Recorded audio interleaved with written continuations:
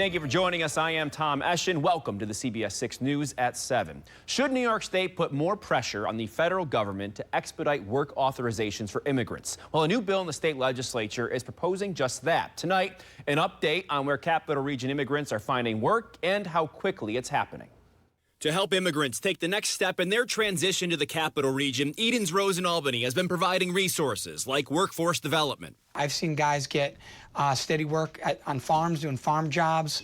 There's an apple orchard nearby that was able to contract 2 or 3 guys full-time. Greg Sheldon says the first group of asylum seekers who arrived in the Capital Region in May of 2023 have found work, but newer immigrants who came after the temporary expedited work authorization date haven't. Their needs did not close. So now we're back in that same situation where we have people who we don't want to be paying for, people who don't want someone to carry them, that are looking to be able to just make a go of it, do it on their own. These organizations have done a majority of the work in helping individuals take the next steps. Now, since President Biden's executive actions, we're seeing the lowest amount of border crossings in 3 years, which should provide them some relief. I think what he's done is by having such a firm stance against crossing over and how that impacts your ability to apply for asylum.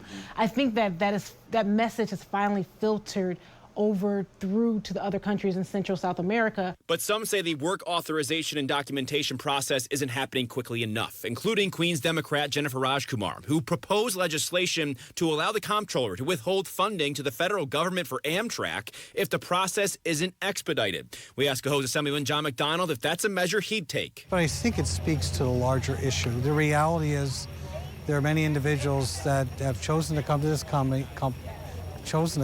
country seeking asylum, but same token, they're coming here because they want to work.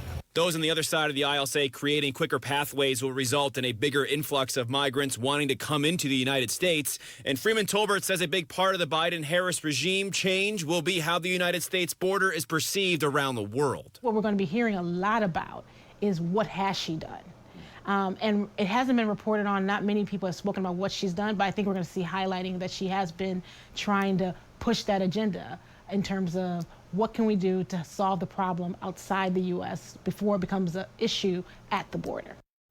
Tune into our YouTube page, CBS 6 Albany, on Friday for our Power and Politics conversation with one of the organizations working to help immigrants transition to the Capital Region, and learn more about the event they're putting on to bring everyone together this upcoming weekend.